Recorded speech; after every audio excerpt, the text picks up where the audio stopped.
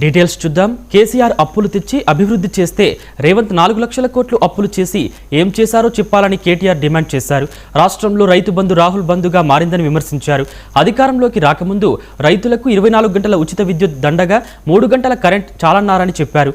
ఇప్పుడు తనేదో కొత్తగా ఉద్ధరిస్తున్నట్లు 24 గంటల కరెంట్ కోసం ప్రత్యేక డిస్కం ఏర్పాటు చేస్తున్నానంటున్న కార్యకర్త సమావేశంలో తెలిపారు.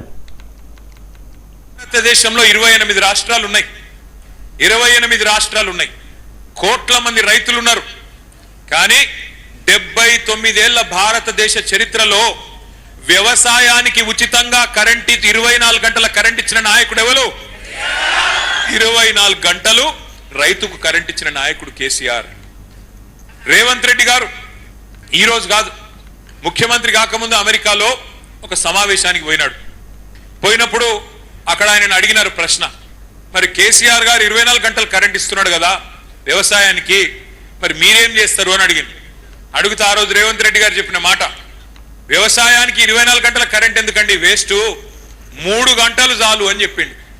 3 గంటలు కరెంట్ ఇస్తే చాలు, దినం 3 గంటలు ఇస్తే చాలు, అంతకంటే ఎక్కువ అవసరం లేదు అన్నాడు.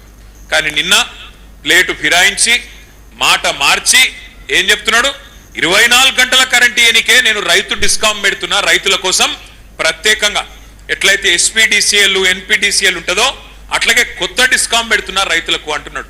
నేను ఒక్కటే మాట మిమ్మల్ని అడుగుతున్నా, రేవంత్ రెడ్డి చెప్పింది చేయడు, చేసేది చెప్పడు. ఆయన అలవాటు అది ఇప్పటికే అర్థమైంది మనందరికీ. నేను ఉత్తగానే చెప్తలేను ఈ మాట.